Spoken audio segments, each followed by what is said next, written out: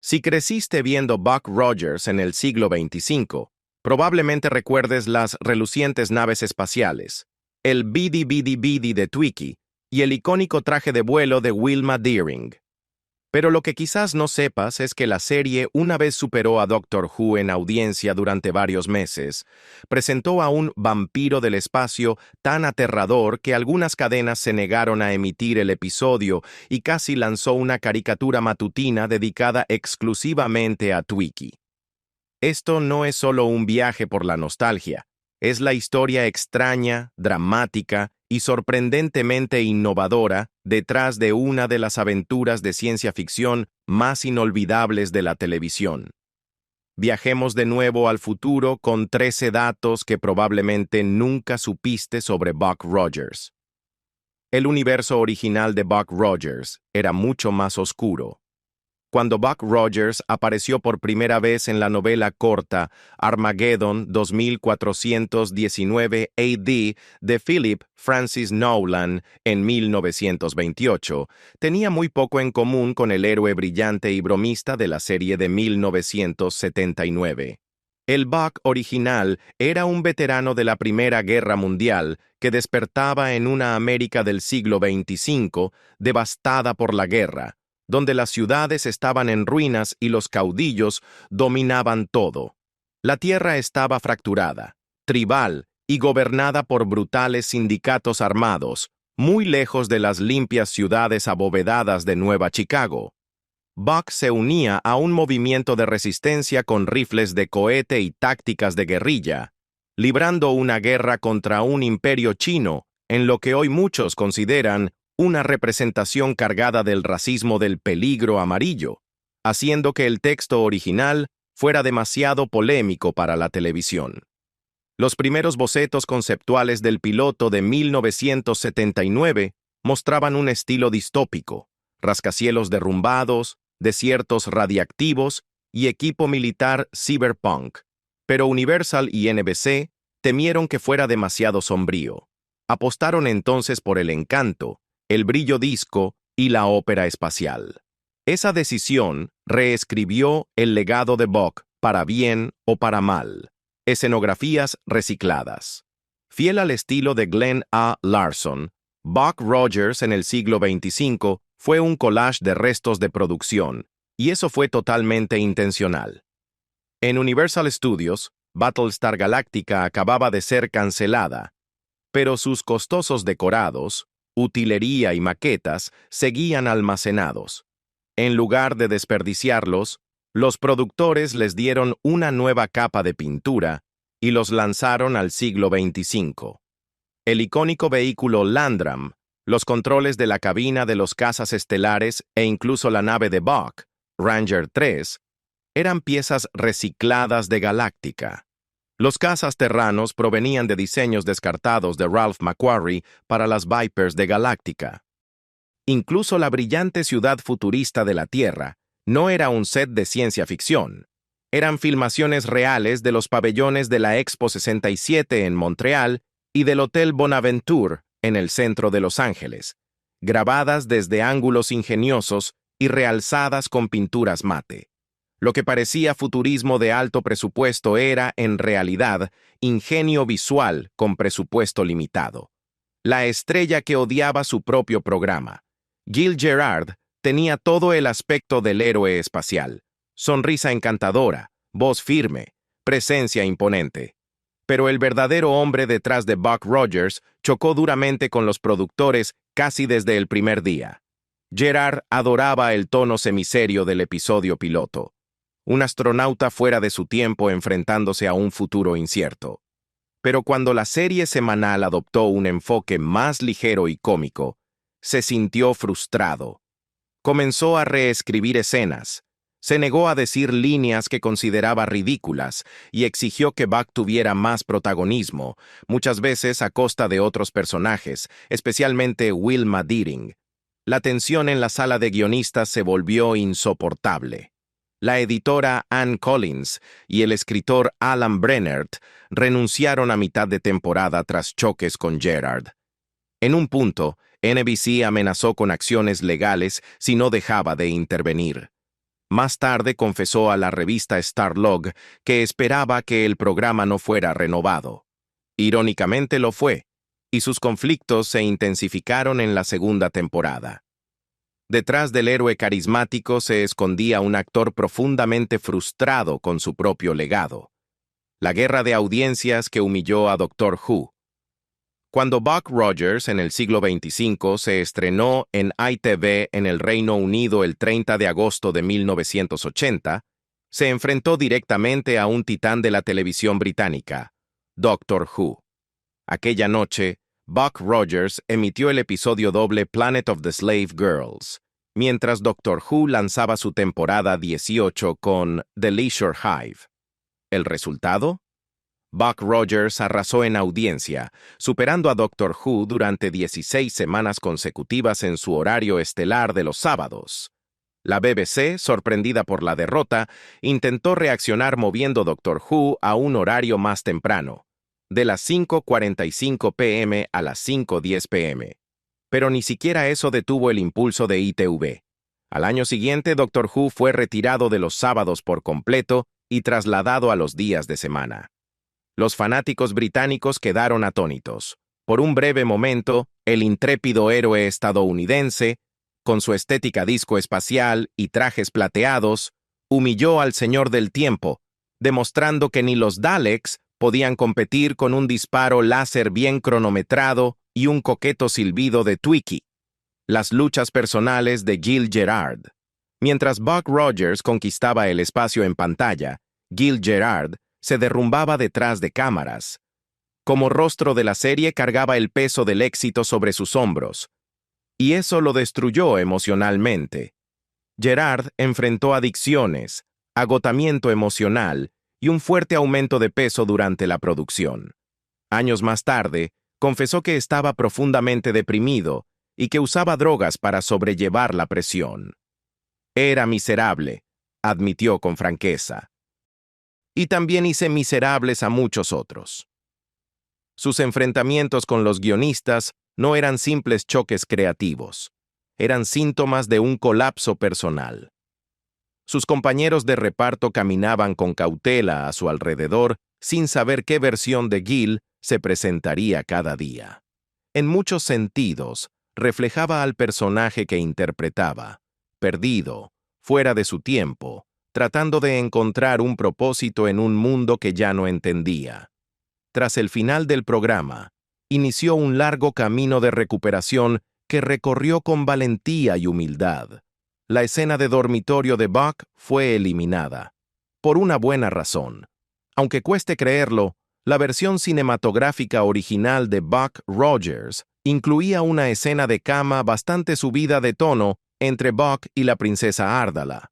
Era breve y sugerente, pero dejaba claro que Buck había aceptado la tentadora propuesta de Árdala. Para la versión televisiva, sin embargo, NBC decidió eliminarla por completo. Temían que fuera demasiado provocadora para el horario estelar, y dado el vestuario ya revelador de Árdala, no quisieron tentar a la censura. Aún así, los fanáticos han especulado durante décadas. ¿Realmente Buck traicionó a la Tierra en la cama? Gil Gerard y Erin Gray no se hablaron durante años. En pantalla, Gil Gerard y Erin Gray irradiaban química. El piloto arrogante fuera de su tiempo y la disciplinada coronel cuya mirada insinuaba un amor contenido. Pero fuera de cámara, esa chispa se transformaba en fricción. Gerard, frustrado por el tono cada vez más ligero de la serie, reescribía líneas o exigía cambios que reducían el papel de Wilma Deering. Gray, que defendía a su personaje como un símbolo feminista, se sintió marginada. Los miembros del equipo recordaban silencios tensos entre tomas, y Gray más tarde admitió que estaban más en conflicto que en sintonía. Sus métodos de trabajo chocaban. Gerard improvisaba. Gray se preparaba al detalle. Tras el final de la serie, no se hablaron durante años. No fue hasta principios de los 2000, cuando los organizadores de convenciones los invitaron a participar juntos en paneles, que lograron reconciliarse. Hoy aparecen uno al lado del otro riéndose de sus viejas disputas. Su amistad, reconstruida después de décadas de distancia, se ha convertido en una de las historias de redención favoritas de los fanáticos. Una reunión digna del propio Buck y Wilma. Buck Rogers inspiró el nombre de un programa real de la NASA. Pocos héroes televisivos han saltado de la ficción al vocabulario de la NASA, pero Buck Rogers lo logró. A principios de los años 80, durante sesiones de lluvia de ideas en el Centro Espacial Johnson, los ingenieros apodaron en tono de broma una iniciativa conceptual de recuperación orbital como Proyecto Buck. El término era una abreviatura de Bring Our Rogers Back, una clara referencia al argumento del programa, en el que un astronauta perdido en el espacio despierta siglos después. Aunque nunca fue un nombre oficial, la expresión se popularizó en conversaciones y memorandos internos, convirtiéndose en símbolo de resiliencia y optimismo tras la depresión del período post-Apolo. Algunos ingenieros confesaron después que la serie reavivó su asombro infantil por el vuelo más allá de la Tierra. Su visión de portales estelares y viajes criogénicos podía parecer fantasía pulp, pero reflejaba la obsesión real de la NASA por la supervivencia, la recuperación y la ingeniosidad humana. Incluso años después de su cancelación, Buck Rogers seguía orbitando en la mente de quienes literalmente alcanzaban las estrellas. El programa fue demandado por ser demasiado sexy. Cuando Buck Rogers, en el siglo XXV, entró en sindicación en 1980, no fueron las invasiones alienígenas las que causaron polémica, sino los vestuarios provocativos. Varias cadenas conservadoras del sur de Estados Unidos se negaron a retransmitir el piloto cinematográfico, alegando imágenes inmorales. Los deslumbrantes atuendos de la princesa Ardala, interpretada por Pamela Hensley, los sensuales créditos iniciales en cámara lenta y los uniformes ajustados de Erin Gray generaron quejas de grupos de padres. Una filial local en Georgia incluso presentó una demanda contra NBC Universal, acusando a la cadena de emitir material inadecuado para el público familiar. El caso fue rápidamente desestimado, pero los titulares acapararon la atención nacional, y la audiencia se disparó. Los adolescentes sintonizaban precisamente para ver de qué se trataba el escándalo. NBC recortó discretamente algunos segundos de los primeros planos de Ardala en futuras ediciones, pero la serie asumió su reputación como Star Wars con toques de Estudio 54. La controversia demostró que incluso en el espacio, el escándalo vende, y que el spandex podía impulsar el cohete de los índices de audiencia. Casi hubo un spin-off de Twiki. A finales de 1980, Buck Rogers estaba por todas partes. Figuras de acción, loncheras, rompecabezas, y los ejecutivos de Universal querían más. La división infantil del estudio propuso una serie animada para los sábados por la mañana titulada Twiki and Theopolis. Los guiones gráficos mostraban al pequeño robot explorando la galaxia y enseñando a los niños ciencia y valores, con el Dr. Theopolis como su mentor flotante. Mel Blanc, la legendaria voz de Twiki, fue contactado para retomar el papel, y varias cadenas mostraron interés. El proyecto habría anticipado años antes la serie animada Droids de Star Wars. Pero cuando la segunda temporada de Buck Rogers empezó a tambalearse y la salud de Blanc se deterioró, el spin-off perdió impulso.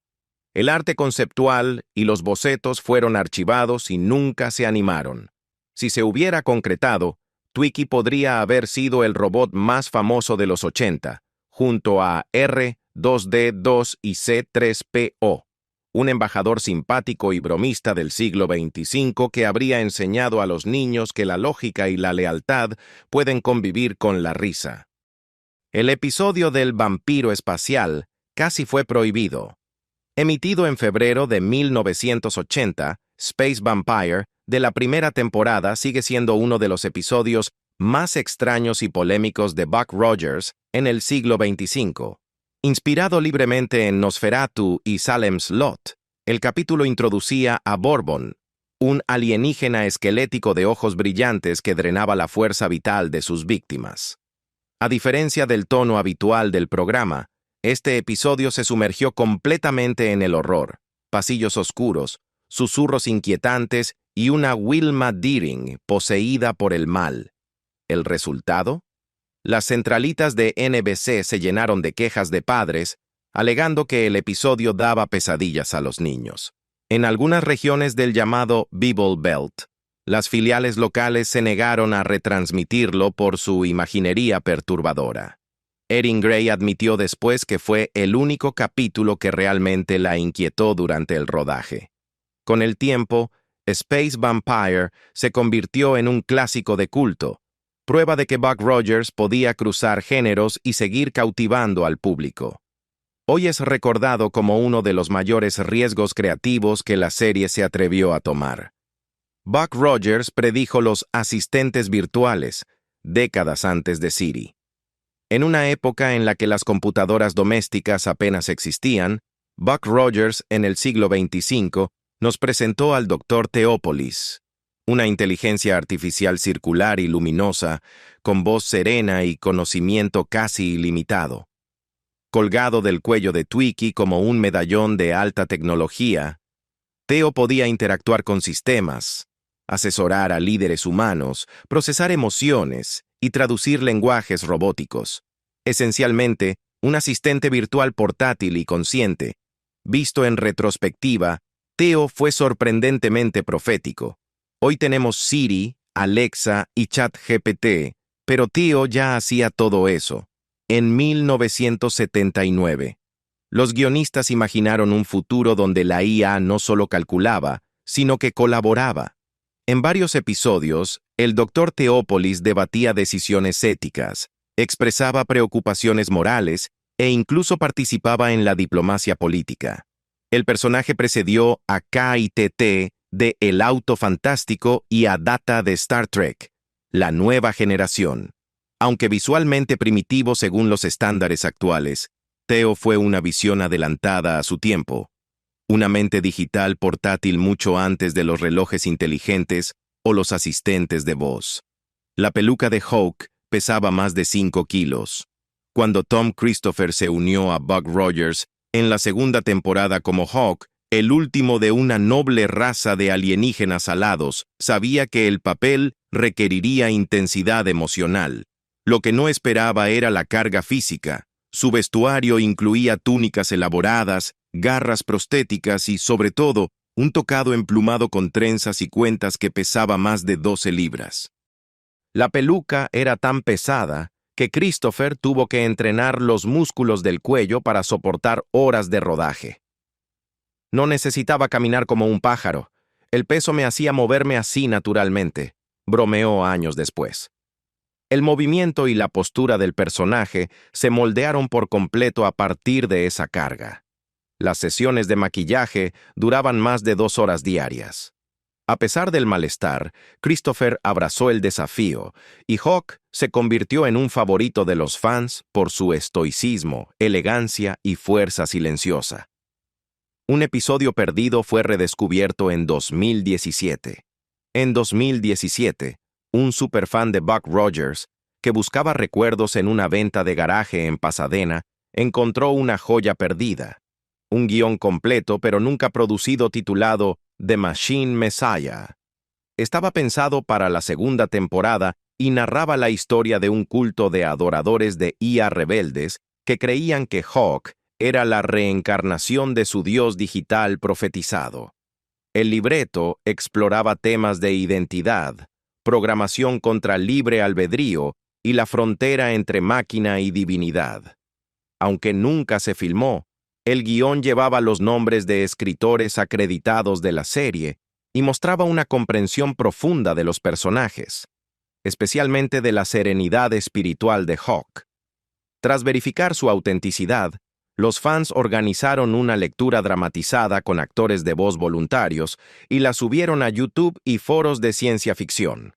El video se volvió viral, reavivando el interés por el potencial perdido de Buck Rogers. Entonces, ¿qué te sorprendió más? ¿La casi prohibición del vampiro espacial? ¿O que la peluca de Hawk pesara más que un casco espacial? Déjalo en los comentarios. Y si todavía escuchas el bidi bidi bidi en tus sueños, dale like, comparte esto con tus amigos fanáticos de la ciencia ficción retro y suscríbete para más historias ocultas de las galaxias más legendarias de la televisión.